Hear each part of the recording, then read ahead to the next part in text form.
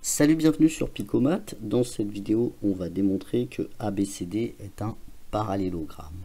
Et pour ça, on va utiliser les vecteurs. Si tu t'intéresses à d'autres styles de démonstration, tu suis les liens en description. Nous, on va utiliser les vecteurs. On va chercher les coordonnées du vecteur AB. On va chercher les coordonnées du vecteur DC. Et puis, si les deux vecteurs ont les mêmes coordonnées, et bien en fait c'est que on a affaire à un parallélogramme. On commence par chercher les coordonnées du vecteur AB.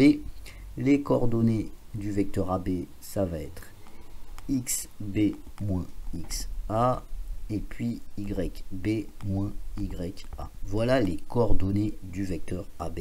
Il suffit de remplacer par les valeurs qui sont données dans l'énoncé. Xb, et ben c'est moins 1. XA, bah c'est 2, YB c'est 4 et YA c'est 1. C'est en général la notation qu'on utilise. On a moins 1, 4, moins 2, 1. Voilà. Si on effectue le calcul, ça va nous donner moins 1, moins 2, moins 3 et 4 moins 1, 3. Voilà. Donc nous avons les coordonnées de AB que je vais garder en bas à gauche. Voilà, donc on a calculé les coordonnées du vecteur AB. On va faire la même chose pour le vecteur DC.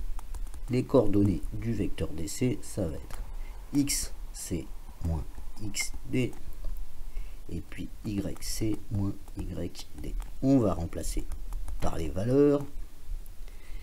XC c'est moins 2, XD c'est 1, YC c'est 2 et YD c'est moins 1.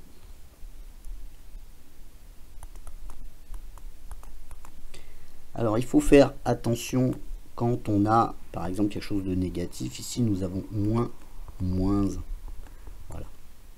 Donc on effectue le calcul après. Moins 2 moins 1 moins 3. 2 moins 1, c'est-à-dire 2 plus 1, ça donne 3.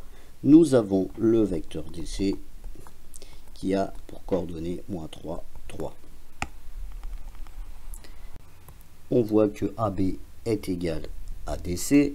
On va l'écrire. AB est égal à DC.